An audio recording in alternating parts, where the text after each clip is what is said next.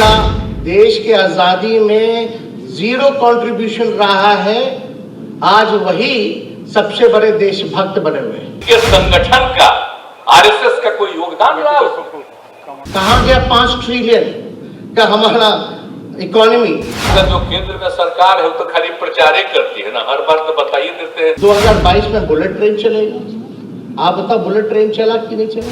नए भारत के नए पिता क्या किए हैं भारत के लिए? काम करने में विश्वास नहीं रखते ये लोग, केवल और केवल भाषण, झूठा प्रचार। कुछ काम किए हैं? कहाँ भारत आगे बढ़ा है? ये लोग कहते थे कि हर साल 2 करोड़ नौजवानों को रोजगार देंगे। आज 8 साल हो गया, 16 करोड़ रोजगार का है। अभी तो मुख्यमंत्री ने बता दिया कि क्या इनका वादा था, अब हुआ क्या?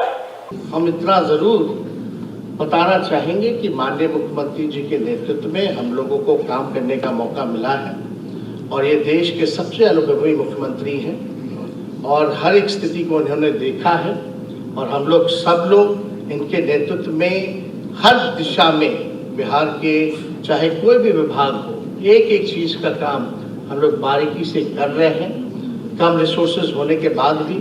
लेकिन हम लोगों की मांग रहती है, भाई पिछड़ा राज्य है, कुछ लोग बोलते रहते कि बिहार को हम ये देंगे वो देंगे, लेकिन वो चुनाव के समय ही होता है।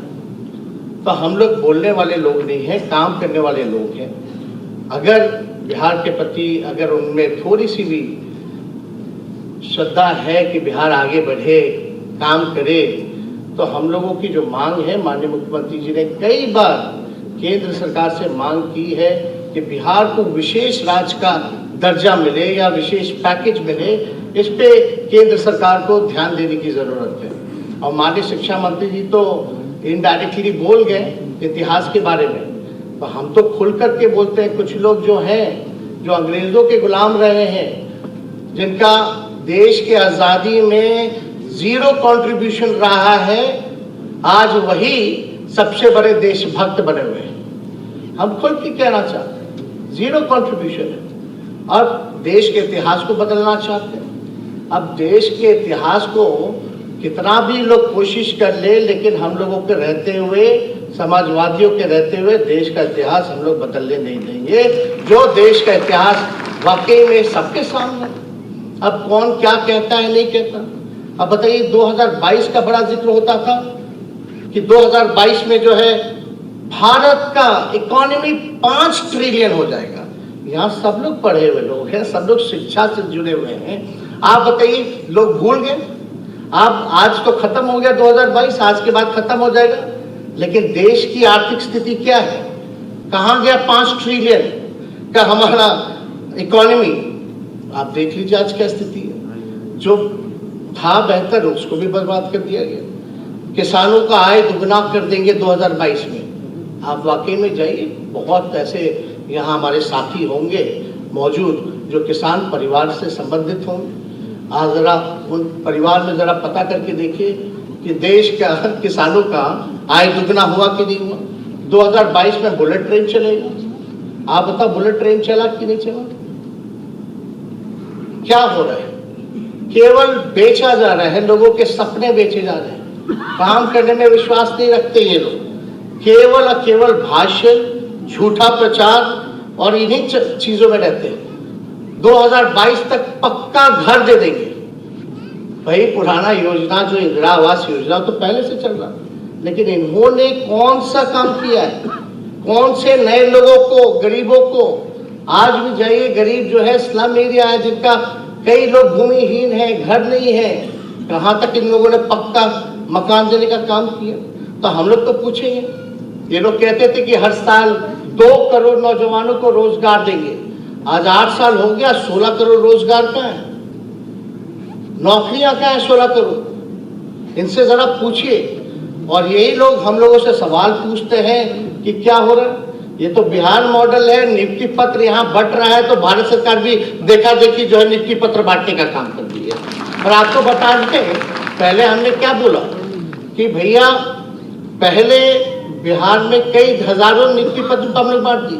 अभी 2 कैबिनेट मीटिंग पहले ही गृह विभाग, माननीय मुख्यमंत्री जी जिसको देखते हैं, उसमें से कैबिनेट मीटिंग में 75,000 पद जो है सृजित किया गया एक कैबिनेट मीटिंग में। आप कल्पना नहीं कर सकते। बिहार की आबादी 13 करोड़ है और यहां हम लाखों में नियुक्ति पत्र नौकरी दे रहे हैं, और भारत की आबादी आप समझ जाइए कि 100 करोड़ से भी ऊपर है, और वो लोग केवल 75,000 जो है नियुक्ति पत्र का कार्यक्रम बनाया। आप जो काम किया हो सबको देखें, कहीं कोई दिक्कत तो नहीं है, सबकी कहानी जानेंगे भी। हम इन सब एक एक चीज को देखना चाहते हैं।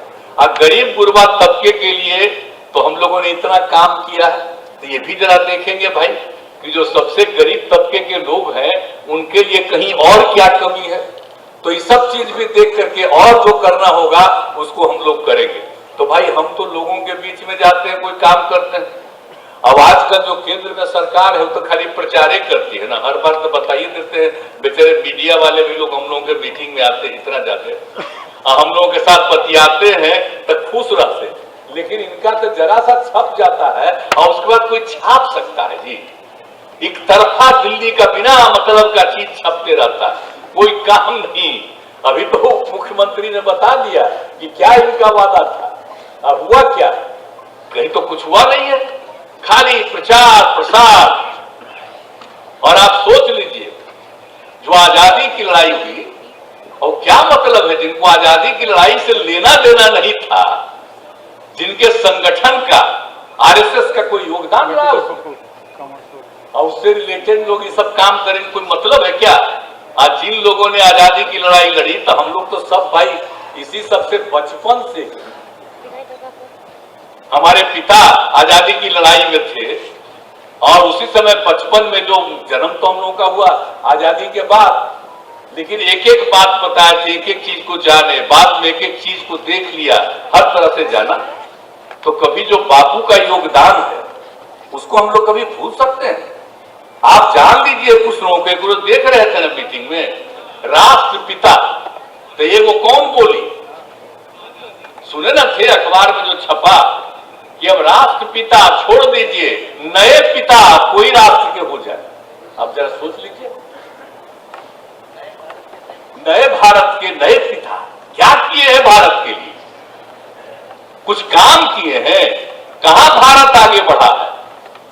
कौन सा काम हुआ है सिवाय इसके कि नई टेक्नोलॉजी आ गई और उस नई टेक्नोलॉजी का पूरा जबरदस्ती रूप से उपयोग कर जो रहे हैं।